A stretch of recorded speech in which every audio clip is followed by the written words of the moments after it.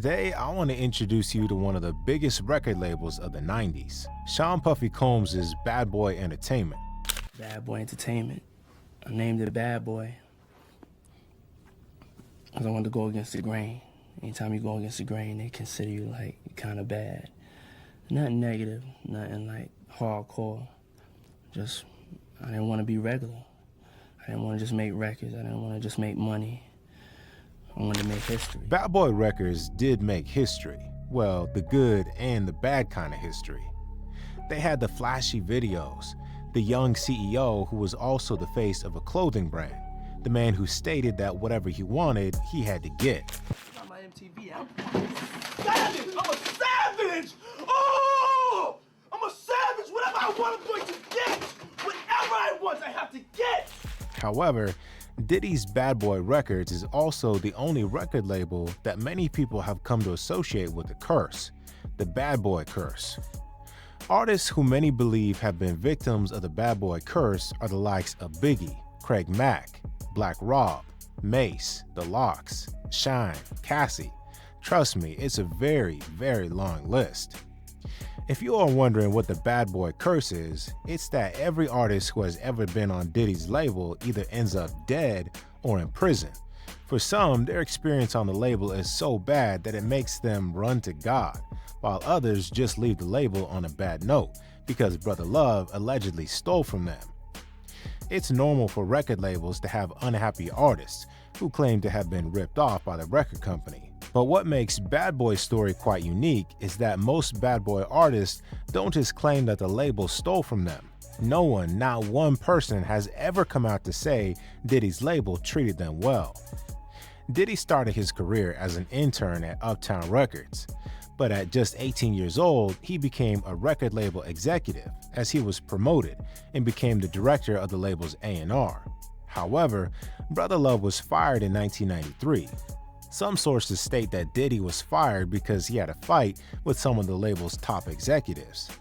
Shortly after he was fired, Diddy started his own label, Bad Boy Records. He was allowed to take the notorious B.I.G. with him when he left Uptown Records. Biggie became the first artist to sign with Bad Boy. He was discovered by Diddy through the unsigned hype column of The Source magazine and a demo tape. Diddy had also come across Craig Mack's demo tape while on Uptown Records, and just like Biggie, Craig Mack was one of the first artists to sign to Diddy's label. Craig Mack would also be the first artist to release music on Bad Boy Records. He released the single Flavor in Your Ear in July 1994. Diddy ran a brilliant marketing campaign to promote Biggie and Craig Mack's music. He packaged and distributed promo music from both of them. But the difference here is that the promo music was designed like a McDonald's Big Mac, but it was called the B.I.G. Mac instead.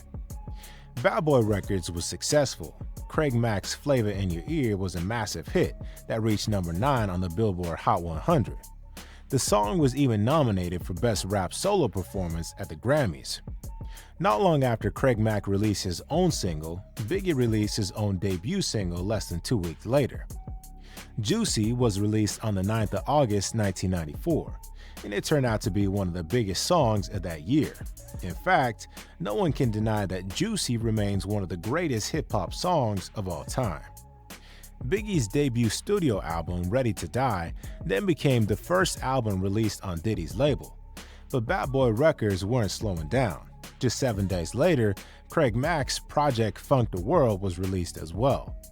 Both albums were very successful, but everyone knew Biggie had now become the face of the label, and the label was also paying more attention to Biggie. In fact, Project Funk the World was the only album Craig Mack released on Bad Boy. And despite the fact that Diddy even lied on MTV that there was going to be a new Craig Mack album, the album was just never released. True. So like Puffy, what's coming up in the immediate future for the Bad Boy? I love this question. We got Big's wife dropping. No Big. doubt. Evans doubt. Wallace, she's dropping. Soon. We also have some B-sides and some other different projects. We have Big's new album that's gonna be dropping in like September, Life After Death. And I want to congratulate Craig Mack on his Grammy nomination. No question. Yes, baby, yes. Cool, that's cool. And I'm sure you got much things in store for my man Yeah, here. definitely. We got a new album we're working on him to drop in January. Besides that, we about to just drop our R&B stuff. The Puff Daddy album. In fact, if you pay attention to Craig Mack when Diddy stated that there was going to be a new Craig Mack album, you would see the shock and disbelief on his face. The man even had to clean his ear to make sure he was hearing correctly, or perhaps to confirm the new flavor in his ear. However, it seems nothing good lasts forever with Bad Boy Records. Unfortunately, both Biggie and Craig Mack only got to release one album on Bad Boy Records while they were alive. Just 16 days before Biggie's second album, Life After Death, was released, he was murdered in a drive-by shooting. Biggie's death marked the beginning of the Bad Boy curse. He never got to see the success of the second album. Now, there are various controversies surrounding Biggie's death. Diddy's former bodyguard, Gene Deal, who was there on the night Biggie was killed, believes that Diddy might be behind Biggie's death. According to Gene Deal, the same man who allegedly killed Biggie had a conversation with Diddy just a few minutes before Biggie was shot. Amir Muhammad, the guy that was wearing the bow tie the night that Biggie got killed, the Muslim guy, the guy that you believe that was behind Biggie's murder. Are you sure that he was the one that was behind it? Do you really believe that? Because I seen on the LA local news that he live in Georgia now and he does real estate.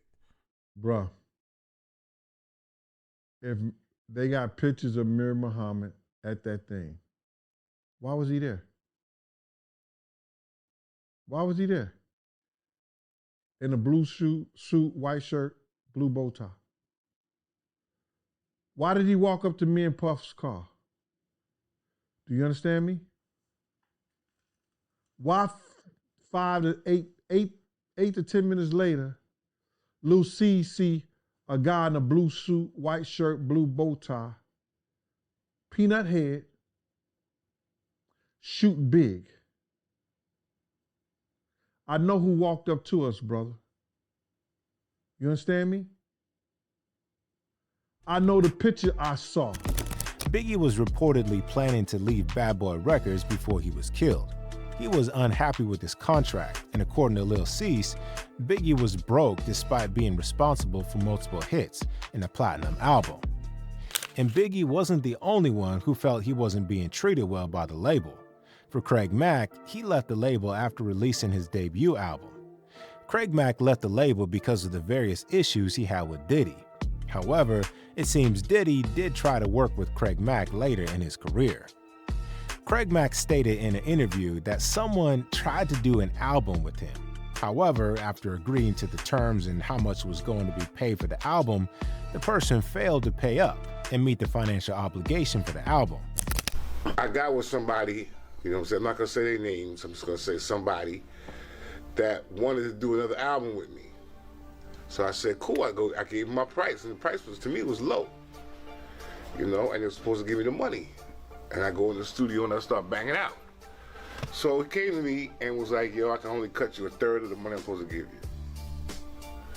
I said, you know what, man, I want to do these songs. You know what I'm saying? If you're gonna do this and that, the third, let's do it. You give me the money as we go. You know what I'm saying? I'll take a third again. I'll take a third again when we finish the actual recording of the album. Nothing happened, no money. Everyone believes the person Mack was talking about is Diddy.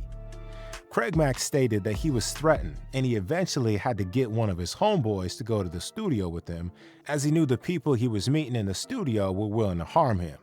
Next thing I know, money come, you know, with this bullish mafia mentality with him and his goons and all that stuff like that. You know, talking about, yo, you know, you owe us an album. And I'm like, excuse me, my friends, but I don't owe you shit. You owe me money. You know what I'm saying? So if you can come up with the rest of this dough, then we can come up with the rest of the album. No dough, no records. That's it. I don't think you know what you mean when you're saying that, man. You know what I'm saying? You know what type of dude I am. You know what kind of muscle I got. You know what I'm saying? Right now, you need to be in the studio. So I said, all right, meet me up there at 7 o'clock. And I went and got one of my gunmen. This situation got so bad that Craig Mack got a gun and was allegedly willing to kill Diddy if he had to. You know, but I was in my sister's car, and I had a gun in my lap. And I'm sitting there and I'm talking to God. I'm like, Lord, I don't want to do this. But if it comes to getting ugly where somebody's going to be trying to kill me, I'm going to have to do something first or do something to prevent that from happening. Unfortunately, Craig Mack died of heart failure in March 2018. His relationship with Diddy had gotten so bad that he allegedly told his family to not allow Brother Love anywhere near his funeral. However, while Craig Mack found it relatively easy to leave Bad Boy Records, other artists aren't so lucky. One of those unlucky artists was hip-hop group The Lox. The Lox joined Bad Boy Records after their demo was given to Diddy by Mary J. Blige in 1996. If you don't know who The Lox are, they are a group from Yonkers that includes 3 members, Jadakiss, Styles P, and Sheek Louch. After joining Bad Boy Records, they released their first single titled Well, Well, Well, which created some buzz for the group. The Lox were then featured on what turned out to be one of the biggest hits of Diddy's career and the label in general. They were featured on Diddy's It's All About the Benjamins. This song introduced the group to a national audience as it peaked at number 2 on the Billboard Hot 100. The Lox then had another multi-platinum song, We'll Always Love Big Papa, a tribute to the notorious B.I.G. The group did a couple of other features with the likes of Mase, Jennifer Lopez, and Mariah Carey before releasing their debut album. Money, Power, and Respect was released in January 1998. The album peaked at number 3 on the Billboard 200, sold over 110,000 copies in its first week, and had singles like Money, Power, and Respect, and If You Think I'm Jiggy. 2 songs that did well on the charts. This was another successful album for Puffy and Bad Boy Records, and the album has since been certified platinum. But just like Craig Mack and Biggie, this would be the only album the Lox would release on Bad Boy. The group wasn't happy with the creative direction that the label was taking their music. Bad Boy Records is known for making radio-friendly music and flashy videos, but this wasn't what the Lox wanted to do. The Lox saw themselves as hardcore rappers, and they wouldn't be able to do the kind of music they wanted on Bad Boy Records. The Lox wanted to join the same label that had DMX and Rough Riders. Sheek Louch stated, "We just needed to be with a rougher label, a harder label that fits our image." But leaving Bad Boy Records turned out to be more difficult than they expected. Brother Love just wasn't willing to let the Lox go, so the Lox wasn't releasing any music. They were stuck with a record contract and label that they didn't love, and the value of the group was continually diminishing as they couldn't release any songs. And just when you think this couldn't get any worse, the Lox stated that Diddy owned their publishing and was taking half their money. Back in 2005, in an interview with Angie Martinez on Hot 97, the Lox described their contract with Bad Boy as slavery. What got you to that point in the first place? Slavery, Ange. I don't know what better way to put it to you. Like, it's like if you was coming to this job every day, right? Mm-hmm. And you putting in your hours, you know, you did what you did to make yourself the voice in New York. And I'm in the cut somewhere taking half of your money for what you do, like. That's the label? Taking half of your money? No, that's not the label. That's publishing. That's Puffy. That's publishing. The Lox stated that they went through 7 to 8 lawyers while dealing with Brother Love, trying to get out of their contract. The Lox had to use unique means to get out of their contract, which means they had to take it to the streets. The group made Let the Lox Go t-shirts and wore them at a New York concert just to put pressure on Bad Boy Records and Diddy. They also had to start a Free the Lox campaign just to get off Diddy's label. And this is perhaps not the worst part of this saga.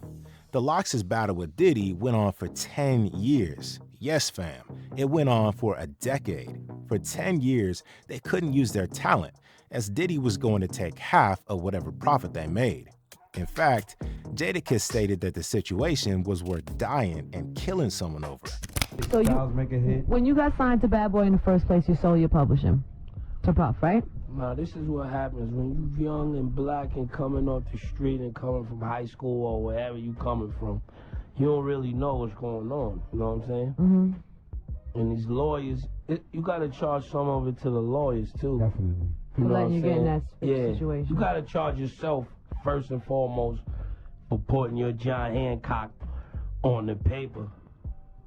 But then, like, after a few years and after 10 years and 12 years, and you become of age and have kids and have a life ahead of you. Nobody never took nothing from me. Like, it's hard for me to look at Diddy. It's hard to go, like, to be phony about it and pull him out on stage at the Hova concert and do the Benjamins, and it's hard. Like, it's not. Have you talked to him about millions of dollars? This is my life. It's worth dying. It's worth killing over. Like, serious. That's what people don't understand. Don't say, Jada, you bugging. Or it's worth really killing. Like, sit down, think about it, pull it all on the table. It's really worth doing it over. Like, some things ain't worth it. That's one of the things that's worth it. So, me personally,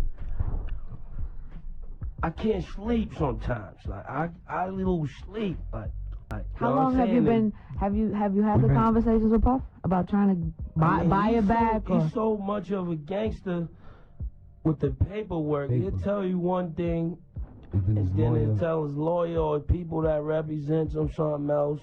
And then it never happened.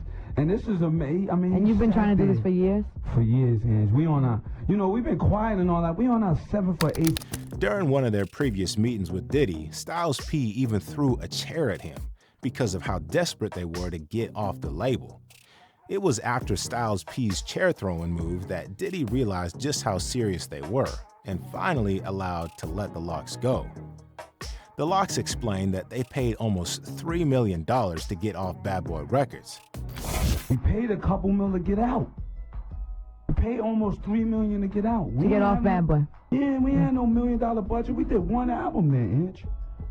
We did one album. We did Money, Power, Respect there. This ain't for albums. This is for life. This is for life, too. This is why it's worth killing. It ain't. The Lox then stated that Diddy was going to make more money than them for any song that they release for the rest of their lives. When this contract's up. So for the rest of your life, if you make a song, you have the way it stands, he gets money no matter what? If we make a Give It To Me or in the club, he's going to make more off that than we are. And people don't understand. That's worth throwing it all out the window. That's worth saying, wake up saying, yo, I'm tired. People, yo, it's a hit. And people, people been calling us since, like, you guys can't do this. And, it looks like a gimmick and it looks like a game. And it look, this is our life. Like, this ain't no joke. Like, we from when we came in the door. It's worth killing. It's worth throwing it out the window. When we came in the door, we ain't no greedy dudes. Mm-hmm. If you know us, Ange, anybody who knows us, we hard workers, we chilling, we humble, we the streets like. But we ain't trying to go rob nobody for nothing or say, yo, hit us with something. But yo, dog, we made one album with you. Years ago, we came in the game. We paid $3 million to get off, close to $3 million. I gotta pay them $300,000. You made, Lord knows what you made off the Benjamins. Every time I put out a solo album, he gotta get an advance of $300,000. What kind of? That's crazy. That's what the people don't see. Like, and to me, it's like, yo, come on, dog. You on MTV, VH1, $1 million parties, Sean John, Justin's, this and that. We did one album with you, dog. You Benjamins, Lord, No Way Out from the Benjamins, sold something crazy. You made something crazy. You made your money back off of that. And when we came in the door, our advance was between the three of us was like 100 G's. And you charged us $3 million. This interview then became even more interesting when Diddy decided to hop on a call and join the interview. Is that Puffy on 11? Puffy's on 11. You want to talk to him? Hell yeah. Okay, should I go now straight live, or can I get to... Diddy stated that contrary to what Jadakiss and the Lox members said, he is not their enemy. He is very accessible, and they could have sorted this issue out by simply coming to his office. Hello? Yeah. Hey. What's up? What's up? I mean, hey, yo, check this out, man. The last time y'all did this, man, y'all did the whole campaign, let the Lox go and all that. Y'all ain't want to be down with Bad Boy, so we let y'all go. Y'all want to be down with us, we let y'all go, we keep it moving. But to get on there and portray like somebody got to go and steal and rob and be shysting, y'all, that ain't really correct, you know what I'm saying? First of all, I'm at my office right now. I'm always accessible. Y'all ain't got to get on the radio and do certain tactics and do certain things to ever holler at me. Jadakiss, last time I saw you, I told you, let's get together, let's talk. You know what I'm saying? I told you I'm accessible. I said if anything don't come, if there's somebody standing in the way for you expressing yourself, or any of y'all expressing yourself, y'all can come get at me directly. You know what I'm saying? All that throwing the refrigerator and you gonna kill, y'all ain't killing nobody, man. You know what I'm saying? We businessmen. We all mature adults here. All that right there, I'm at my office. Y'all can sit on this interview with her and talk as long as y'all want to talk about it. Or you can take the invitation I gave you before. But it's not even getting there because of your get on the radio, whatever tactics. I ain't your enemy. But according to Jadakiss, Diddy has simply been dodging them, and they do not have access to him like he claims they do. Just yesterday, we got a note from your office saying you don't have no idea of none of this, or none of nothing. Just yesterday, your lawyer told us that. I see you at the show backstage. You said find out what it was. But don't sit here and portray like Puff took nothing from y'all. What is it then? What is it? What do you call it? If it's 10 years and what do you call it? And don't say we can come in your office or do none of that, because we can't do none of that. We can't handle it no other way but with lawyers, and you know that, so don't get on the radio and act like a tough guy. Diddy then invites the group to his office, but Jada stated that he's just trying to get out of giving them their publishing. And he also called Puffy a thief and a coward. You know how we can settle? You acting tough. I'm in my office, so why don't we stop talking on the radio? Now, you want people to stop talking because you just don't want to know the truth, dog. We made one record with you. Money, Power, Respect. It's 10 years later, and you still got half of our publishing. Now, there's no way you can make it justifiable that you deserve half of our publishing. You ain't to my face. We just at the concert. You ain't saying nothing. What are we going to do? Shave it to your face? Get sued? What do you want us to do? We can't touch. It's not. We can't be violent or none of that. We can't even have. You saying all this, dog? 2 years ago, Levels in Miami. Let's real recognize real. Y'all know where the office is at. There's a big sign on it. I'm gonna be here. The whole National Guard's downstairs too. Cut it out, man. We can't talk in this. I'm a grown ass man, man. You're a coward. And I don't take nothing. You're a thief, You're a coward. Don't say you're a thief. Okay. You're a thief. Come to the office, man. What makes this even more fascinating is that even while this beef was going on, the Lox members stated that one of the few times they had a face-to-face with Diddy, Brother Love tried to re-sign the group and make them do a new album despite not sorting out the issue they already had. Man, the audacity from Brother Love. Shine jail. He says that, but what do you mean you ain't a thief or robbing? Dog, it's 10 years. We made one album with you. You got half of our publishing. Don't try to get on this phone with you a tough guy, because all you do is direct us to the lawyers. And you said that we had a face-to-face with this man in Miami, Levels, 2 summers ago. You know what he said? Yo, dog, y'all been through a lot. I know that. I know y'all felt it never went right with me. I feel like I got wrongs to right. This is what he said out of his mouth. This is what he said out of his mouth. You the one who came back coming to see if we want to get signed and do all that again. We want our publishing, dog, and we got a right to that. Luckily for the group, Diddy eventually gave the Lox their publishing about a month after this radio interview. It took the Lox over 10 years before they finally got what they wanted and out of the claws of Brother Love. But once again, if you think the Lox's situation was bad, this next artist story will make you realize that the Lox were perhaps even lucky. Because not every victim of the bad boy curse gets to leave without their life being changed forever. For some rappers, they end up spending 9 years in prison for a crime that Diddy committed. Well, allegedly committed. It opens wounds. When you hear the victim saying that it was Diddy that shot her. That is what is the most remarkable. Oh, you didn't see that? I saw it. Okay. And that was triggered by a lawsuit from a producer that produced on the Love album, who is making accusations, and in those accusations he says that the gentleman confessed to the shooting. And that is what stands out to me the most, because I've done my best to put it behind me and to move forward.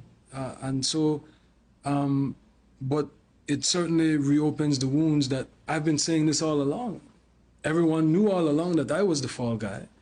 If you're wondering who was shot, what shooting Diddy allegedly confessed to, and what crime Shine was the fall guy for, well, let me take you back to 1999. And during this period, the man you just saw wasn't a politician. He was just a 19-year-old rapper from the streets of Brooklyn. Shine was one of the rappers who was meant to keep the label successful and become the new face of Bad Boy Records after Biggie had been killed. Shine's story with Diddy and Bad Boy Records began when he was freestyling outside a barbershop on Church Avenue in Brooklyn. DJ Clark Kent heard Shine rhyming and took him to Bad Boy Studios. After Puffy heard Shine rap on that day, he signed him on the spot, which just tells you how talented Shine was. And Shine got one of the juiciest first deals for a rapper. His contract included a multi-million-dollar advance, 3 cars of his choice. He was also given 2 houses, and he had 100% of his publishing rights. All he had to do in return was make 5 albums for Bad Boy.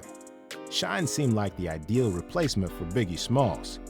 Diddy also changed the Bad Boy style from wearing baggy or shiny suits to the gangster image that suited Shine. Shine was Bad Boy's new golden boy. During this period, he was like Diddy's shadow, as you would almost always see him next to his label boss. Everything was going well for Shine, and he was even gearing to release his self-titled debut album. However, on the night of December 27, 1999, Shine's career took a negative turn that it never recovered from. Shine was at Club New York on West 43rd Street in Times Square to celebrate the upcoming release of his debut album. He was at the club with Puffy, Puffy's girlfriend at the time, Jennifer Lopez, and Diddy's bodyguard, Anthony Wolf Jones. Diddy bumped into a man known as Matthew Scar Allen at the club and spilled champagne on him, and this turned into a full-blown altercation. Scar was a popular name on the streets of Brooklyn, and he was known as a man not to mess with. A real gangster, and even Shine knew who Scar was. Scar was at the club with his friend Julius Jones and a couple of other friends, and this supposed disrespect didn't sit well with them. Someone from Scar's crew then throws a stack of cash at Diddy's face, and this was when all hell was let loose. According to the prosecutors, Shine pulled out his gun and started shooting into the crowd, but Shine states that that's not exactly what happened. Shine claimed that he only pulled out his strap after he saw Julius doing the same, and Shine shot him in the shoulder. This is when the club security comes in, grabs Shine, and his gun then goes off in the air. Shine claims he was only trying to defend Diddy and his girlfriend. Unfortunately, in the midst of all this ruckus, an innocent woman, Natanya Rubin, was struck in the face by a bullet. In fact, the woman had a bullet lodged in her cheek, while 2 other people in the club were also injured on the night. 3 people inside the club were injured, 2 of them critically, including a young woman with a bullet lodged in her cheek. A number of eyewitnesses state that Diddy also pulled out his gun, while the woman who was shot in the face also stated that Diddy was the one who shot her, but Brother Love denied having a weapon on him at all. Prosecutors then say one of Combs' associates, 19-year-old Jamal Barrow, also known as the rapper Shine, opened fire, while Combs reportedly pulled out a... After this shooting, the whole club is thrown into chaos, with everyone running for their lives. Puffy and J-Lo managed to get out of the club and entered the back seat of Diddy's Lincoln Navigator. Diddy's bodyguard, Wolf, and the driver, Wardell Fenderson, were the other people in the car. Brother Love's car realized the need for speed, and a high-speed chase with the cops began. The car swerved around a police blockade, ran 11 red lights before they were eventually stopped by the police. That he had a gun. Combs and Lopez fled the club, speeding away in his chauffeured Jeep. 3 people inside the club were injured, 2 of them critically, including a young woman with a bullet lodged in her cheek. Police say a high-speed chase involving Combs, Lopez, and 2 of his men riding up front spanned 20 blocks up 8th Avenue, through at least 11 red lights. After Diddy's car was stopped, police found a pistol under the front passenger seat of the car, while another gun was found on the floor along the route where the car sped past. The second gun was allegedly tossed out of the car.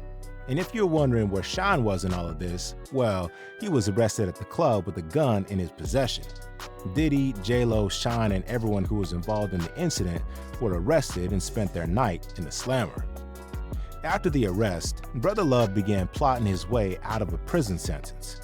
Puffy reportedly tried to bribe his driver with 50 grand, telling him to take the fall for the gun that was found in the car.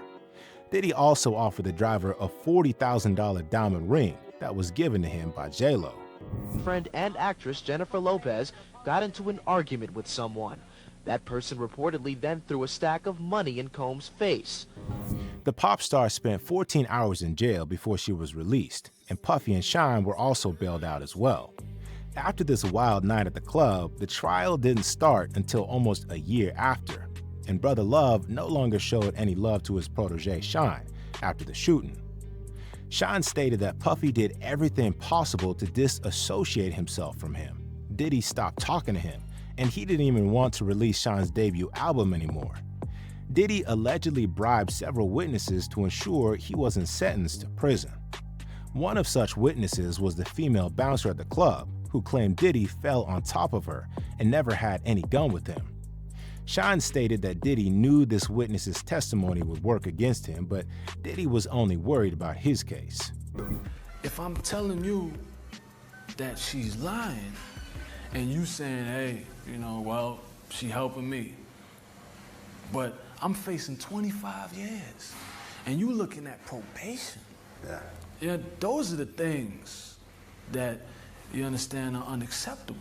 You don't have to hold my hand. You don't have to do nothing, but don't try to hurt me. What continued? And despite the fact that this female bouncer was going to damage Sean's case, it was Diddy's lawyers that actually called her to the stand, and not even the prosecutors. This woman was the most damaging witness of any witness. She was worse than the prosecution's witness, which destroyed me because the prosecution is saying I'm this belligerent, reckless, okay, corralled fella, and then my co-defendant is saying the same thing? That was it. Sean also stated that not only was Diddy's legal team working against him, he claims that his own lawyers were allegedly on Bad Boy's payroll. Sean believed his lawyers were already compromised and weren't looking out for his interest. Although the woman was shot in the face, Natanya Rubin insisted that it was Diddy who shot her, and Scar's friend Julius Jones also stated that Diddy was shooting in the club that night. Brother Love was found not guilty of all charges and never served any time in prison. But for Sean, he became another victim of the Bad Boy curse. He was acquitted of attempted murder, but he was found guilty of first-degree assault, reckless endangerment, and possession of an illegal firearm. Sean was sentenced to 10 years in jail, and what makes this worse is that Sean was dropped from Bad Boy Records while he was in prison. After Sean was released from prison, he was then deported to his home country, Belize. Luckily for Sean, he was able to turn his life around. He became a politician, and he eventually returned to the US as a diplomat. These days, Sean is focused on becoming the Prime Minister of Belize. While Sean became a politician, for some artists after their time on Bad Boy Records, they had to run to God because of the ordeal they faced. Let me introduce you to Pastor Mase and Betha. My name is Mase. I wanted to talk to you guys for a moment. Is it okay if we have a conversation today? In fact, let me take my reading glasses and put those on. These are more cool. This is more for business like we need to handle today, okay? So today, I wanted to talk to you. I know yesterday you probably felt a certain way about the way I communicated, but I'm very unapologetic about the way I communicated because I know what I said was right. Maybe you didn't like the way I said it, but I know what I said was right. And I want to tell you why, If the devil can use him aggressively, then I want you to know God could use me aggressively. And I also want you to know that the thing that's really stirring up so much confusion is because for years, these guys have organized a mass organized effort to slander my name behind the scenes. So every time I say something, you're just seeing my part because their part is behind the scenes. Mase's relationship with Bad Boy began when he got his chance to freestyle for Diddy at the Hard Rock Cafe. By the time Mase was done with his rhymes, Diddy signed him to Bad Boy Records. Mase's first stage name was Murder Mase, but Diddy changed it to just Mase to make him more marketable. He signed a $250,000 contract, and he was given $50,000 as an advance. Mase was really nice on the mic. He was also the ladies' man. He had the looks, the charming smile with dimples, and the charisma. After joining Bad Boy Records, Mase went from telling gritty street stories and doing hardcore rap to doing radio-friendly music and themes that sell to a larger audience. He became Diddy's right-hand man, the Robin to his Batman, and they even wore matching outfits. Mase and Diddy did a number of records together. One of the first songs Mase worked on for Diddy was the hit track Can't Nobody Hold Me Down. Can't Nobody Hold Me Down was a massive hit that even reached #1 on the Billboard Hot 100 and remained there for 12 weeks. This song pretty much announced Mase to the fans in the music industry. He also wrote the majority of the material used for Diddy's Puff Daddy and the Family No Way Out album. He was the next big thing to come from Bad Boy, and everyone knew it. Mase dropped his debut album, Harlem World, in October 1997. The album was entitled Harlem World because everybody that died for the cause in Harlem and suffered a whole lot for Harlem, they just mean the world to me, and I wanted everybody to know that, even to the smallest people on the map that did anything to help Harlem or help any person coming up, mean the world to me. So I wanted to include the world and connect it with my little world called Harlem and just unite it as one big family. Harlem World debuted at #1 on the Billboard 200 and sold 273,000 copies in its first week, and the album has since gone 4 times platinum. Mase's debut album was even nominated for Best Rap Album at the Grammys. So, Bad Boy Records had successfully churned out a new star. Mase was now gearing to release his second studio album titled Double Up. Mase did an interview with Funkmaster Flex on Hot 97 to promote the album, but it was during this interview that Mase dropped a bombshell that shocked everyone. It's Mase, newest and youngest member of Bad Boy. I'm young, I'm pretty, I hit hard, I'm in the best shape of my life. Don't nobody want to challenge me right now. So when you think of Mase, you think of Harlem World, think it's not a game. Harlem World, double up. You ready, Mase? Party people, in the place to be. I'm 20 years old, my real name is Mason Betha. I was born in Jacksonville, Florida. I moved to New York when I was about 5 years old. Went to school at Manhattan Center. He announced to the whole world on radio that he was retiring from rap and he was going to become a pastor. And this caught everyone by surprise. He had just released 2 albums and he was one of the fastest rising stars in hip-hop. He was so successful, so why would he retire after 2 albums?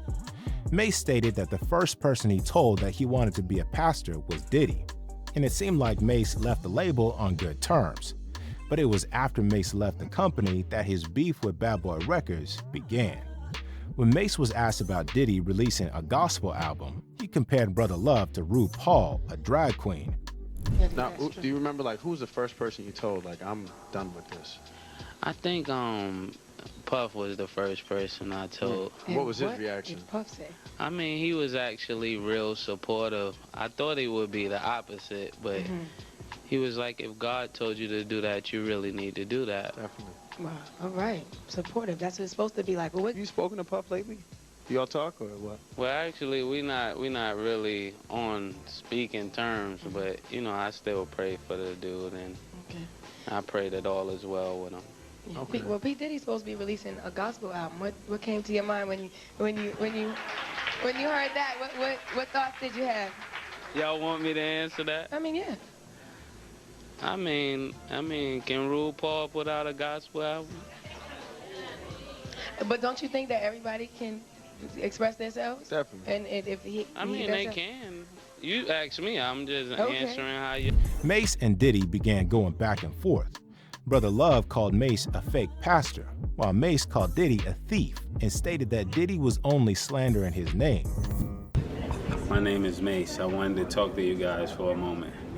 Is it okay if we have a conversation today? In fact, let me take my reading glasses and put those on.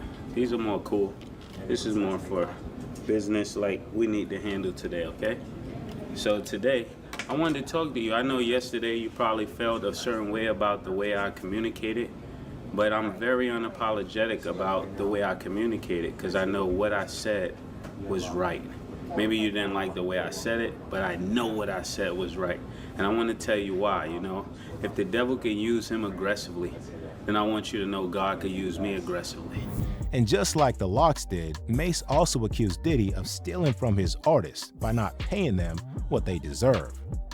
Mase's debut album went multi-platinum, and he also wrote several hits for Diddy. But despite all this success, he stated that he only earned peanuts for his efforts. Mase explained that every artist on Bad Boy Records, including Biggie, was robbed by the label and never paid the amount they deserved. Me and Puff was like, I felt like I did more than I got credit for, more than I got paid for.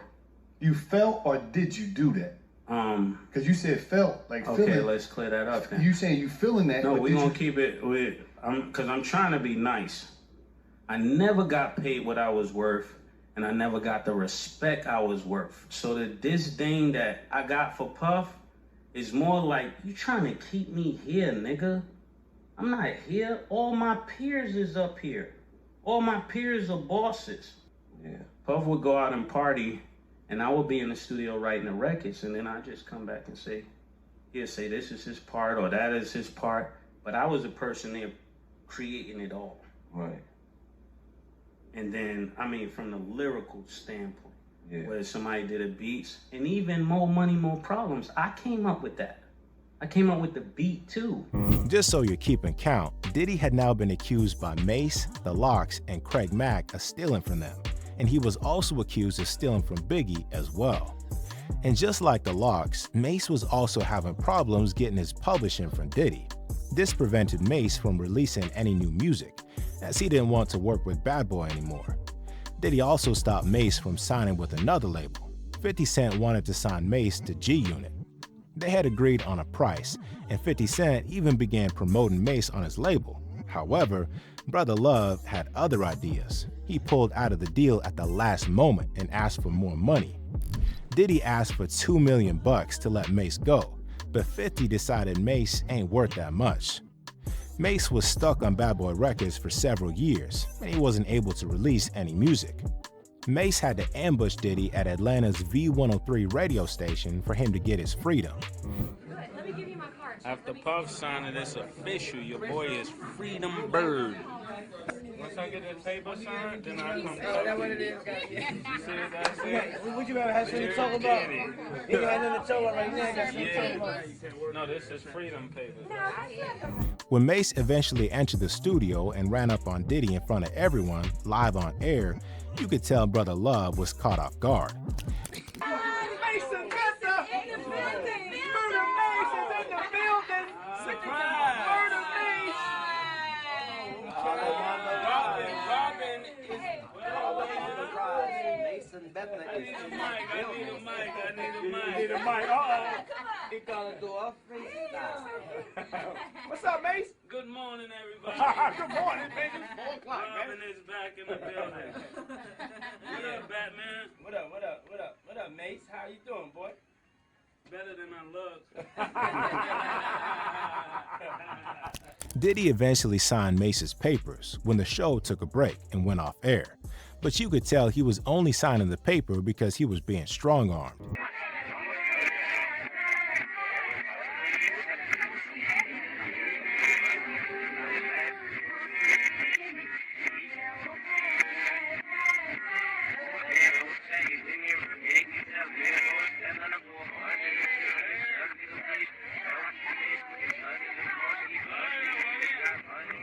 Mase stated that it took him 10 years to get Diddy to sign his release papers. It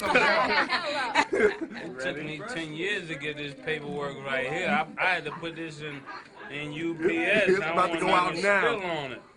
I don't even know what I'm gonna put out now. Oh my goodness. Alright, we good. Y'all ready? Good. We good. What just happened here, though? Just tell us what happened. Or shutup.com. This is Mase. I got my official papers right here from Puff Daddy. It was love. So I guess we don't have no problems after all. All love, man. I don't even know how to take that. I ain't used to Puff doing good stuff, you know? However, what if I tell you that this freedom, which took Mase 10 years to get, was going to last for only a year? The papers only granted Mase a 1-year release from Bad Boy and allowed him to do songs with other artists. This means that Mase's publishing rights still belong to Diddy. Back in the 90s, Diddy acquired the rights to Mase's publishing for $20,000. Mase now offered Diddy $2 million for the same publishing rights, but Brother Love told Mase that he has to match the offer of a European guy who was willing to pay more before he can obtain his publishing. The $2 million Mase was offering is the same amount that Diddy demanded from 50 Cent, but from Mase he wanted more. This situation got so bad that Mase and Diddy started going at each other every chance they got. Brother Love denied that he ever stole from any artist. Instead, he asked any artist to come forward with proof that he had robbed them. Diddy stated that Mase is a fake pastor and con artist. He claimed that rather than he owing Mase any money, Mase is the one who owes him $3 million. Different people. Because people have this thing called the tap out button. When you get to a certain point and the money is running low, you gotta run this hustle to try to find somebody to blame. Fight for your reputation. I'm gonna fight for my reputation.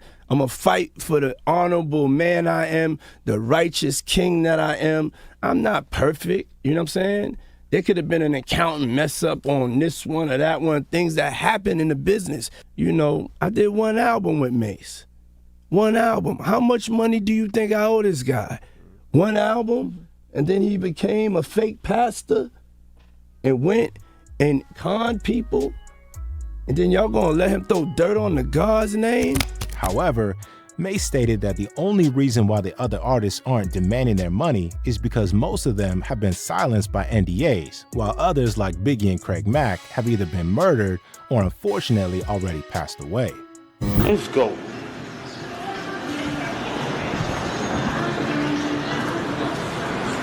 Yo, how dare this nigga told me he want receipts?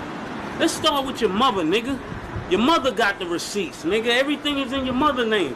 That's the one who got the receipts, nigga. You need more proof, nigga? Biggie ain't here, so Big can't give you no receipts. He dead.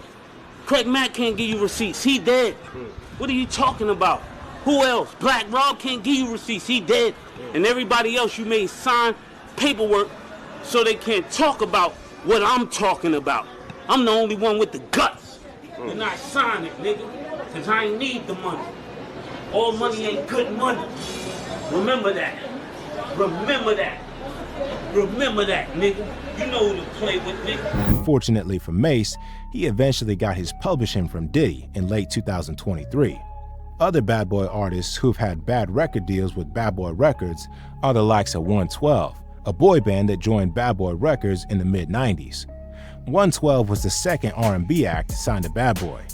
112 released 3 albums under Bad Boy Records, all of which have since been certified platinum, which tells you just how successful the group was. However, 112 left Bad Boy Records in February 2002, stating that they wanted more creative control, and also because Diddy owned 100% of their publishing. 112 stated that they were naive and only 16 years old when they signed with Diddy, but having matured personally and professionally, they realized just how much of a shitty deal they had. Diddy filed a temporary restraining order with Manhattan Supreme Court to ensure 112 couldn't release any music, and he blocked them from leaving the label until they signed an agreement that favored Bad Boy. The Bad Boy curse is a phenomenon that seemingly continues to affect our artists till today. One of the rappers who is still signed to Bad Boy Records is Machine Gun Kelly. MGK joined Bad Boy in 2011, and just about a year later, he stated that, "My deal is for like $1.5 million. I haven't seen 1/16 of that." In fact, MGK stated that he doesn't even know what his deal means. You can't deny that MGK's career has stalled on the label, although some will argue that he is partly responsible for where his career is. Bad Boy Records was undoubtedly one of the biggest labels of the 90s, It was the place where many of the biggest talents from New York and the East Coast in general wanted to be. Diddy's label remains one of the most successful record companies of that era, with various chart-topping and numerous platinum-certified albums. However, Bad Boy Records was also a graveyard for many careers because of bad management and the label allegedly cheating its talents. And like 112 said, it's difficult for the label to focus on you when the label boss, Brother Love, was also trying to be a successful solo artist. So, what do you think? Do you believe in the Bad Boy curse? And do you think Diddy robbed his artists and intentionally used their success as a step stool to become a mogul and a billionaire? Share your thoughts with me in the comments. Till next time, stay safe.